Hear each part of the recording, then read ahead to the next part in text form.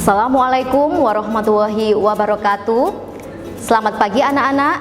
Bagaimana kabarnya hari ini? Semoga semuanya dalam keadaan sehat ya. Dan tentunya tetap semangat belajar dari rumah.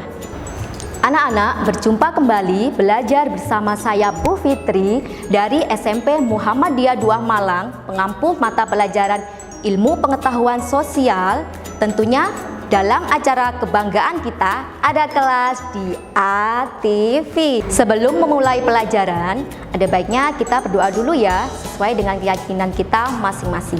Berdoa dimulai.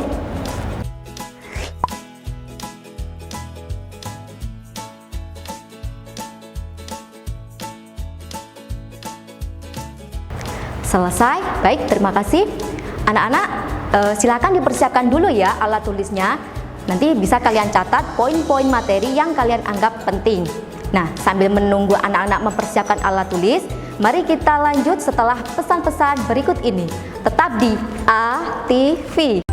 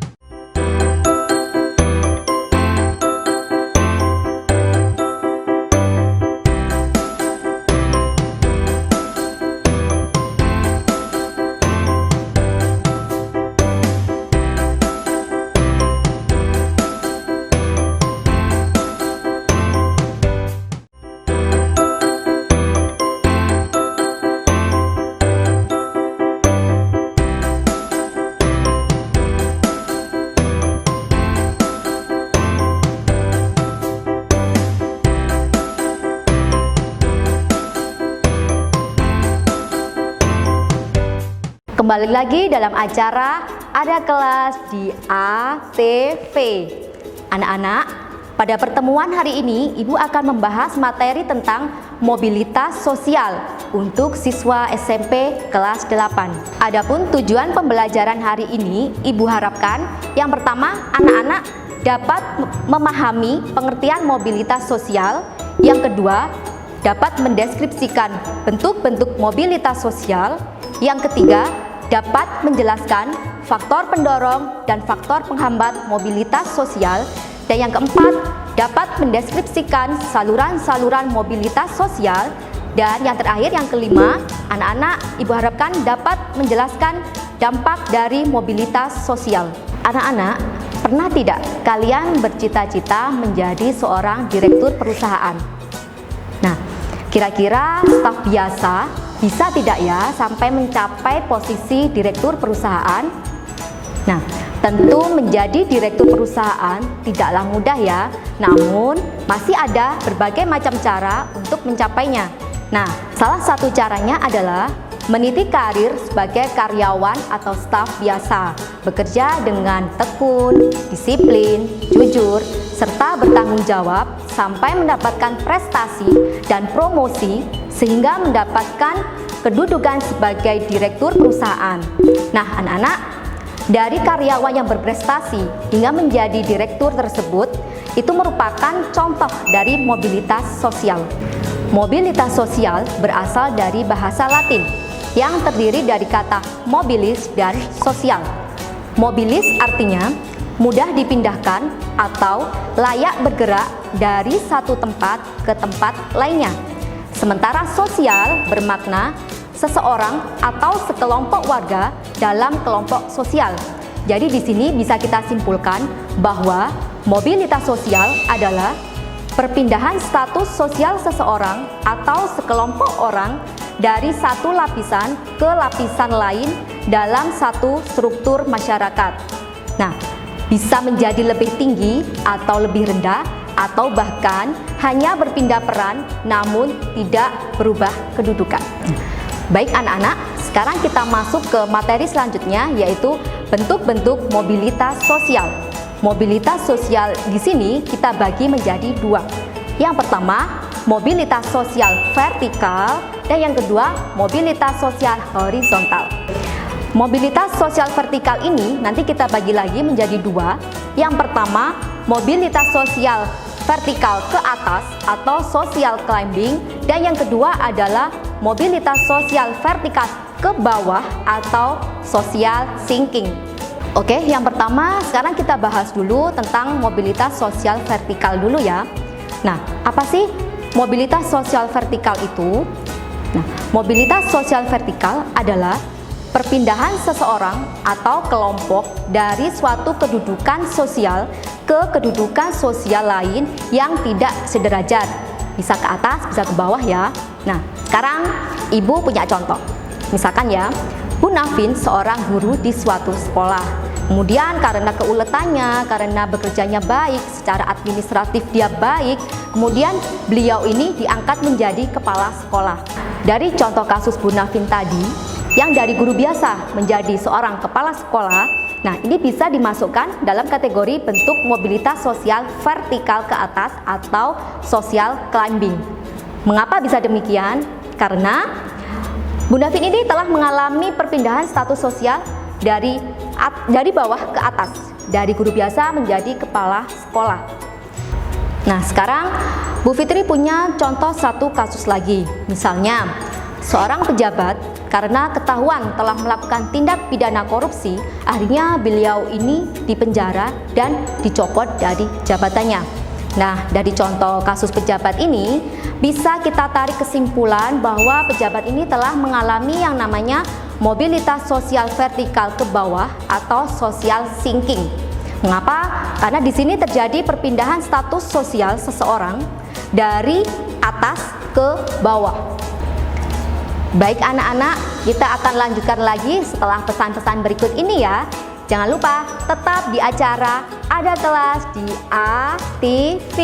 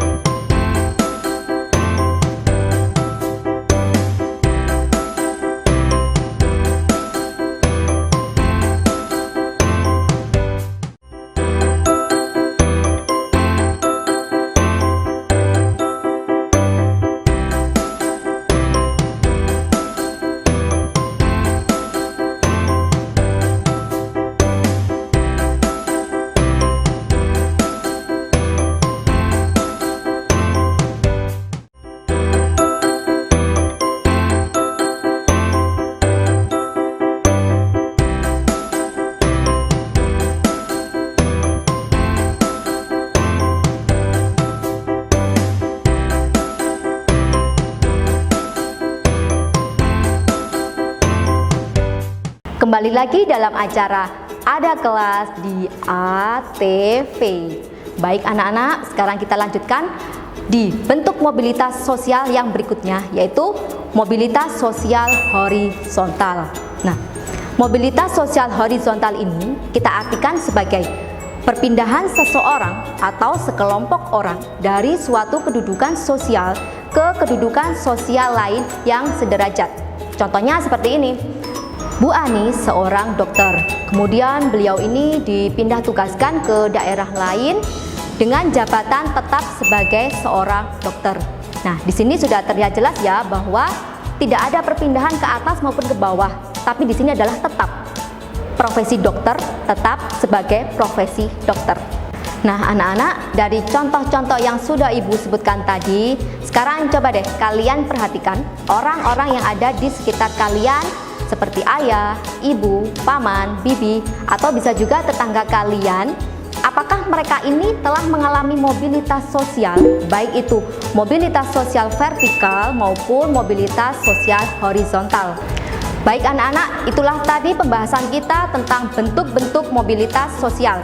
Nah, sekarang kita menginjak ke materi selanjutnya, yaitu faktor pendorong dan penghambat mobilitas sosial. Sekarang mari kita simak dulu pembahasan kita tentang faktor pendorong mobilitas sosial. Faktor pendorong mobilitas sosial yang pertama adalah faktor struktural. Setiap orang telah memiliki status sosialnya masing-masing sejak ia lahir dan berhak mengubah status sosial yang dimilikinya. Faktor ini terkait dengan kesempatan seseorang untuk menempati sebuah kedudukan serta kemudahan untuk memperolehnya. Kalau di Indonesia sih struktur masyarakatnya sangat terbuka ya. Jadi kesempatan individu untuk menempati berbagai jabatan yang tinggi seperti manajer, bahkan presiden itu menjadi lebih besar. Beda lagi dengan di India. Di India ini menganut sistem kasta. Sistem kasta ini membuat seseorang yang berbeda kasta, yang ingin naik kasta ke lebih tinggi itu menjadi sangat terbatas atau sangat sulit ya untuk merubah kasta mereka. Karena di sini hanya kasta tertinggi beserta keturunan-keturunannya yang bisa menempati kasta tertinggi tersebut. Anak-anak coba perhatikan gambar berikut ini. Nah, berikut ini adalah gambar 6 orang mantan Presiden Republik Indonesia beserta wakil-wakilnya. Seperti kita tahu, beliau-beliau ini terpilih menjadi presiden bukan berdasarkan kasta, tapi beliau-beliau ini terpilih menjadi presiden adalah karena pilihan rakyat. Mereka patut dipilih menjadi presiden karena kemampuan mereka, keuletan mereka. Dorong mobilitas sosial yang kedua adalah faktor individu. Kalau faktor ini terkait dengan kualitas individu yang terlihat dari segi sikap, pengetahuan, dan keterampilan. Adapun yang termasuk dalam cakupan faktor individu adalah perbedaan kemampuan, orientasi sikap terhadap mobilitas, perilaku, dan faktor keberuntungan. Nah, anak-anak coba perhatikan sosok berikut ini. Siapakah sosok berikut ini? Siapakah beliau? Siapakah pemuda ini? Ada yang tahu? Belum ada yang tahu? Baik, tidak apa-apa. Tapi kalau keripik Maici, ada yang tahu? Atau keripik setan ya, terkenalnya di sini. Ada yang tahu? Atau bahkan kalian suka ya mengkonsumsinya? Beliau ini dapat mencapai kesuksesannya. Beliau berhasil merubah status sosialnya dari yang bukan apa-apa menjadi sesuatu. Jadi disinilah kekuatan faktor individu dapat merubah mobilitas sosial seseorang. Baik, kita lanjut ke faktor pendorong yang berikutnya adalah faktor sosial. Setiap manusia dilahirkan dalam status sosial yang dimiliki oleh orang tuanya. Saat dilahirkan, tidak ada manusia yang dapat memilih statusnya. Apabila seseorang tidak puas dengan kedudukan yang diwariskan oleh orang tuanya, maka ia dapat mencari kedudukannya sendiri di lapisan sosial yang lebih tinggi. Tentu saja dengan melihat kemampuan dan jalan yang dapat ditempuh, serta harus berpendidikan terlebih dahulu, karena dengan individu yang berpendidikan itu bisa meningkatkan kualitas individu tersebut. Kemudian faktor pendorong mobilitas selanjutnya adalah faktor ekonomi. Keadaan ekonomi dapat menjadi pendorong terjadinya mobilitas sosial. Orang yang hidup dalam keadaan ekonomi serba kekurangan, untuk makan saja mereka kesulitan, kemudian mereka tidak mau kan menerima keadaan ini secara terus-terusan. Akhirnya mereka ini berinisiatif untuk mencari pekerjaan lain yang lebih baik. Bisa dengan berpindah ke daerah lain yang memiliki peluang mendapatkan penghasilan yang lebih tinggi. Dengan begitu, mereka telah mengalami mobilitas sosial. Baik, selanjutnya adalah faktor politik. Situasi politik yang terjadi di suatu negara dapat mempengaruhi terjadinya mobilitas sosial. Keadaan negara yang tidak menentu akan mempengaruhi keamanan serta keadaan ekonomi suatu negara. Nah, seseorang bisa saja akan melakukan mobilitas sosial horizontal, misalkan pindah ke negara lain yang lebih aman dan nyaman. Nah, tapi untungnya ya di Indonesia ini keadaannya terbilang aman dan nyaman, sehingga roda pembangunan pun tetap dapat berjalan. Dengan begitu, ketersediaan dan kemudahan dalam bekerja juga lebih baik, sehingga masyarakat mampu melakukan mobilitas sosialnya. Faktor pendorong yang terakhir adalah kemudahan dalam akses pendidikan. Kenapa kemudahan dalam akses pendidikan ini menjadi faktor pendorong mobilitas sosial? Karena jika pendidikan berkualitas mudah didapat dalam suatu negara, tentu mudah juga bagi orang untuk melakukan pergerakan atau mobilitas dengan berbekal ilmu yang diperolehnya.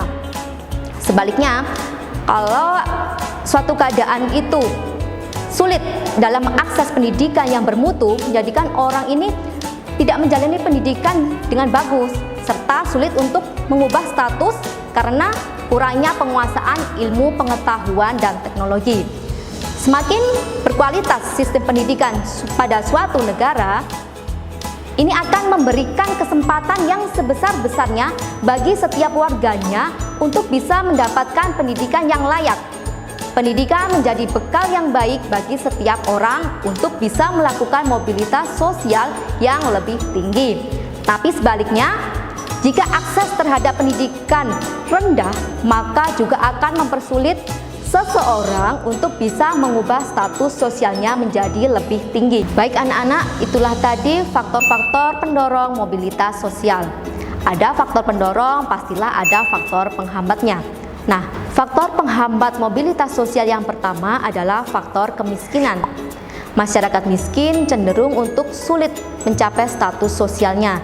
Ini disebabkan karena pendidikan yang rendah. Nah, dengan rendahnya pendidikan, maka kualitas sumber daya manusianya otomatis juga rendah. Nah, kalau kualitas sumber daya manusianya rendah, ini akan berpengaruh pada keterbatasan pekerjaan yang dapat mereka peroleh. Nah, kemudian lanjut pada faktor penghambat mobilitas sosial yang kedua, yaitu diskriminasi. Apa diskriminasi itu? Ya, diskriminasi merupakan pembedaan perlakuan karena alasan perbedaan bangsa, suku, agama, ras, dan golongan. Nah, kenapa diskriminasi ini bisa menghambat mobilitas sosial? Karena di sini orang yang menjadi korban diskriminasi tidak akan mampu untuk berpindah ke lapisan sosial yang lebih baik. Selanjutnya, mari kita bahas diskriminasi tentang agama. Faktor agama juga menjadi salah satu faktor yang menghambat mobilitas sosial. Dalam agama, seseorang itu tidak dibenarkan dengan sebebas-bebasnya dan sekehendak hatinya berpindah agama hanya karena untuk mencapai status sosial tertentu. Selanjutnya, diskriminasi perbedaan ras. Perbedaan ras juga jadi salah satu faktor penghambat mobilitas sosial.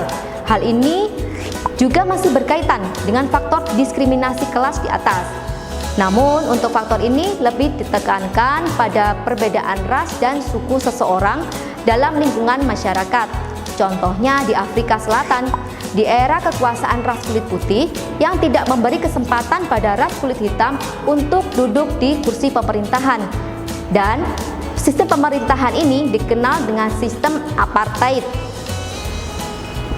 Kemudian diskriminasi jenis kelamin atau gender. Perbedaan gender atau jenis kelamin tentu juga turut menghambat terjadinya gerak sosial di masyarakat. Masih banyak yang setuju anggapan bahwa pria dipandang lebih tinggi derajatnya dibanding dengan perempuan.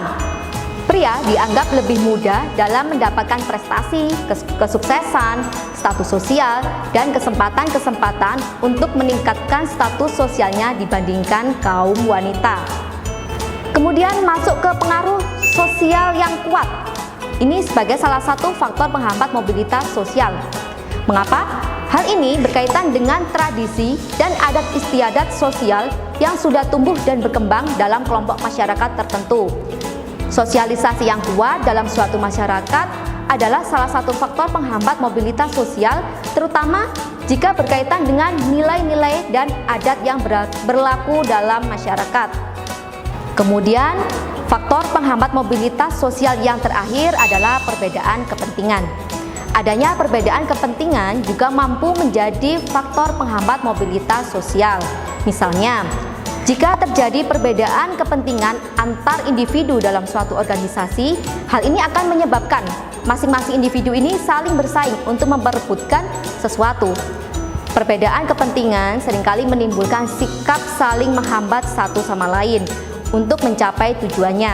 Akibatnya, mobilitas sosial akan terhambat dikarenakan adanya perbedaan kepentingan tersebut. Itulah tadi anak-anak faktor-faktor pendorong dan penghambat mobilitas sosial. Mari kita lanjutkan pembahasan kita mengenai saluran-saluran mobilitas sosial. Dalam mobilitas sosial terdapat saluran mobilitas. Nah, saluran mobilitas ini adalah hal yang bisa memungkinkan seseorang untuk mencapai peningkatan dalam status sosialnya. Nah, sekarang bagaimanakah agar mobilitas sosial itu terjadi? Nah, ini kita bisa menggunakan saluran mobilitas yang pertama, yaitu pendidikan. Pendidikan adalah saluran yang konkret yang mengangkat seseorang dari kedudukan lapisan sosial yang rendah ke lapisan sosial yang tinggi. Dengan adanya pendidikan dapat memberikan kesempatan kepada seseorang untuk meraih tingkatan sosial yang tinggi. Misalnya, seorang anak dari keluarga yang perekonomiannya rendah, ketika mampu mendapatkan pendidikan yang baik, maka ia akan menerapkan ilmu yang ia dapat untuk berdagang. Dengan menerapkan ilmu ini, ia bisa meningkatkan usahanya, sehingga dia dapat memperbaiki status sosialnya. Kemudian selain pendidikan, ada saluran organisasi politik. Ini juga bisa kita pakai sebagai saluran untuk merubah status sosial seseorang. Nah, ini anak-anak adalah beberapa contoh gambar partai politik yang ada di Indonesia. Sebagai contoh, Bapak Presiden Republik Indonesia yang pertama, siapa? Ya, betul, Bapak Insinyur Soekarno. Ketika mendirikan Partai Nasional Indonesia, Bapak Soekarno ini tidak memiliki jabatan apapun di pemerintahan. Beliau bekerja keras untuk mendirikan dan membesarkan partai tersebut. Nah, melalui partai ini, Partai Nasional Indonesia, beliau mengalami mobilitas sosial dari rakyat biasa, kemudian menjadi Presiden Republik Indonesia. Kemudian kita masuk ke saluran organisasi sebagai saluran mobilitas sosial. Salah satu organisasi ekonomi yang terkenal di Indonesia adalah Koperasi Indonesia yang berazaskan kekeluargaan, di mana tujuan utamanya adalah mensejahterakan anggotanya. Melalui organisasi koperasi tersebut, anggotanya mengalami perubahan atau mobilitas sosial pada tingkat kesejahteraannya. Dengan organisasi ekonomi tersebut, anggotanya menjadi sejahtera dari segi ekonomi. Kemudian saluran mobilitas sosial organisasi profesi. Salah satu organisasi profesi yang besar di Indonesia adalah Persatuan Guru Republik Indonesia atau lebih akrab kita sebut sebagai PGRI, yang merupakan wadah organisasi profesi guru.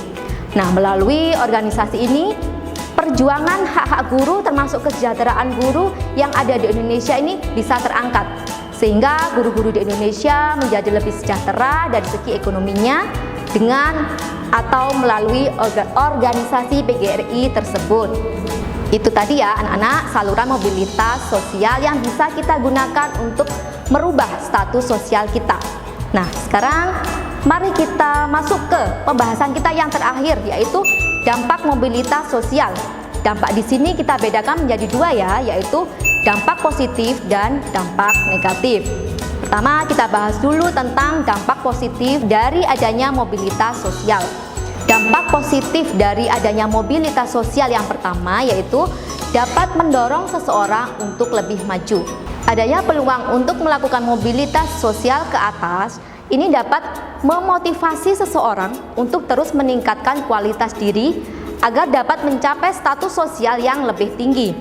Ketika seseorang ini mencapai status sosial yang lebih tinggi, maka akan diiringi dengan keuntungan dan kemudahan di masyarakat. Misal, karena status sosialnya tinggi, ia jadi disegani di masyarakat, kemudian dia juga bisa membantu masyarakat, dan akhirnya hal itu bisa memotivasi seseorang untuk mempertahankan statusnya atau bahkan untuk lebih meningkatkan status sosialnya ke kelas yang jauh lebih tinggi lagi. Kemudian dampak positif yang berikutnya yaitu mobilitas sosial dapat mempercepat tingkat perubahan sosial. Karena masyarakat selalu dinamis bergerak menuju pencapaian tujuan yang diinginkan, maka terjadilah tingkat perubahan sosial yang cepat di masyarakat. Adanya mobilitas sosial ini bisa mendorong seseorang untuk mengubah pola perilaku seseorang. Nah, dan dengan perubahan perilaku tersebut akan memotivasi terjadinya perubahan sosial pada individu dalam suatu masyarakat untuk mencapai tujuan hidupnya. Kemudian kita masuk ke dampak positif mobilitas sosial yang terakhir, yaitu meningkatkan integrasi sosial. Ketika seseorang melakukan mobilitas sosial, maka seseorang itu akan memasuki kelompok sosial yang baru. Nah, di dalam kelompok sosial yang baru itu, seseorang akan melakukan penyesuaian terhadap nilai-nilai dan norma-norma yang berlaku di kelompok sosial yang baru tersebut. Nah, dan dengan adanya penyesuaian ini, orang tersebut maka akan meningkatkan integrasi sosialnya di dalam masyarakat. Anak-anak, itulah tadi dampak positif yang ditimbulkan oleh mobilitas sosial. Nah, selain dampak positif, mobilitas sosial ini juga menimbulkan dampak negatif. Dan dampak negatif yang pertama dari adanya mobilitas sosial adalah terjadinya konflik. Konflik di sini kita artikan sebagai pertikaian atau persaingan di masyarakat karena adanya beberapa faktor seperti perbedaan, adanya ketidaksesuaian, dan sebagainya. Konflik itu sendiri kita bagi lagi menjadi 3 macam. Yang pertama, konflik antar kelas sosial, yaitu adanya perbedaan masyarakat yang ada di kelas sosial pada stratifikasi sosial yang berbeda. Nah, mari anak-anak kita lihat foto berikut ini. Dari foto tersebut merupakan contoh dari konflik antar sosial, yaitu antara buruh dengan pemimpin perusahaan, di mana di sini buruh menagih hak berupa upah yang lebih tinggi pada pemimpinnya. Kita lihat di sini gambarnya. Nah, anak-anak, situasi seperti ini biasanya sering kita jumpai setiap tanggal 1 Mei. Nah, ada yang tahu tidak? 1 Mei diperingati sebagai hari apa? 1 Mei kita peringati sebagai Hari Buruh.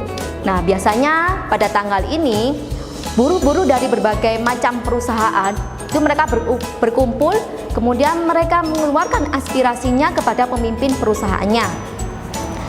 Nah, anak-anak, kita lanjutkan pada konflik antar kelompok sosial. Konflik antar kelompok sosial yaitu konflik yang menyangkut antara kelompok sosial satu dengan kelompok sosial lainnya karena benturan nilai dan kepentingan. Konflik ini dapat berupa konflik antar kelompok sosial yang masih tradisional dengan kelompok sosial yang modern. Contohnya, konflik yang beberapa tahun yang lalu yang masih memanas di negara kita, yaitu konflik antara sopir angkutan umum atau ojek konvensional dengan supir ojek online.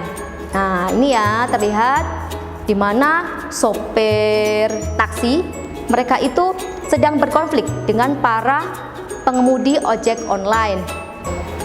Sedangkan konflik yang ketiga yaitu konflik antar generasi. Konflik antar generasi yaitu konflik yang terjadi karena adanya benturan nilai dan kepentingan antara generasi yang satu dengan generasi yang lain dalam mempertahankan nilai-nilai lain dengan nilai-nilai baru yang ingin mengadakan perubahan. Jadi konflik ini lebih mengarah ke konflik internal ya, yaitu nilai yang berlaku dalam keluarga. Misalnya, nenek dan kakek mempunyai aturan, tetapi cucu menentang karena cucu menganggap hal ini sudah tidak relevan lagi di masa yang sekarang. Contohnya ya, kalau di masa Bu Fitri dulu, anak perempuan itu dilarang pulang sebelum maghrib. Nah, tapi kenyataannya sekarang apa? Banyak anak perempuan yang pulang di atas maghrib bahkan sampai tengah malam. Nah, itu berarti nilai-nilai yang baru sudah mulai digeser. Nah, itu berarti artinya nilai-nilai yang lama sudah digeser dengan nilai-nilai yang baru. Kemudian anak-anak, dampak negatif yang kedua yang ditimbulkan oleh mobilitas sosial adalah gangguan psikologis. Dampak psikologis yang bisa ditimbulkan oleh mobilitas sosial kita bagi menjadi 3 macam. Yang pertama, menimbulkan ketakutan dan kegelisahan pada individu yang mengalami mobilitas menurun. Jika seseorang mengalami penurunan kualitas hidup, misalnya dari kaya menjadi miskin, kemudian dari yang punya pekerjaan atau jabatan menjadi pengangguran, dari pejabat menjadi individu biasa, dan lain-lain ya, tentu ini akan menimbulkan kegelisahan pada diri seseorang tersebut karena dia takut disalahkan dan dianggap tidak berguna serta kegelisahan akan kesejahteraan di masa depan. Kemudian gangguan psikologis yang kedua adalah gangguan psikologis karena turun jabatan. Seorang individu yang terbiasa dengan jabatan lalu terjadi perubahan hingga kehilangan jabatan dan menjadi individu biasa, tentu membuat individu tersebut merasa bersalah dan takut jika menjadi beban bagi orang terdekat atau bagi keluarganya. Dan gangguan psikologis yang terakhir yaitu mengalami frustasi dan malu karena ingin naik ke lapisan atas tetapi tidak dapat mencapainya. Tentu setiap individu selalu ingin menjadi yang lebih baik ya, tapi hal ini tentu akan menjadi masalah jika usaha yang mungkin sudah dilakukannya dengan sungguh-sungguh tapi kemudian gagal karena suatu hal. Hal itu bisa menimbulkan rasa tidak berguna dan berpengaruh dengan sosial di sekitarnya. Anak-anakku sekalian, demikianlah materi kita pada hari ini, yaitu tentang mobilitas sosial. Tadi kita sudah mempelajari tentang yang pertama, pengertian mobilitas sosial, kemudian bentuk-bentuk mobilitas sosial, kemudian faktor-faktor pendorong dan penghambat mobilitas sosial, kemudian saluran mobilitas sosial, dan yang terakhir adalah dampak mobilitas sosial. Semoga apa yang Ibu sampaikan bisa kalian pahami ya, dan bisa menjadi inspirasi bahwa apapun status sosial yang kita bawa sejak lahir, misalkan kita berada pada status sosial bawah, kalian tidak perlu berkecil hati. Ingat anak-anak, khususnya di Jawa Timur, sistem masyarakat kita bersifat terbuka. Jadi kesempatan kalian untuk menaikkan status sosial sangatlah terbuka lebar. Gunakanlah saluran mobilitas sosial melalui pendidikan ataupun saluran mobilitas lain, serta prestasi akademik maupun non-akademik yang bisa kalian lakukan. Selalu semangat anak-anak hebat, semoga ilmu yang kita peroleh dapat menjadi berkah. Sampai berjumpa lagi di lain kesempatan dengan materi yang berbeda dalam acara yang sama, ada kelas di ATV. Wabillahi taufik wal hidayah. Wassalamualaikum warahmatullahi wabarakatuh.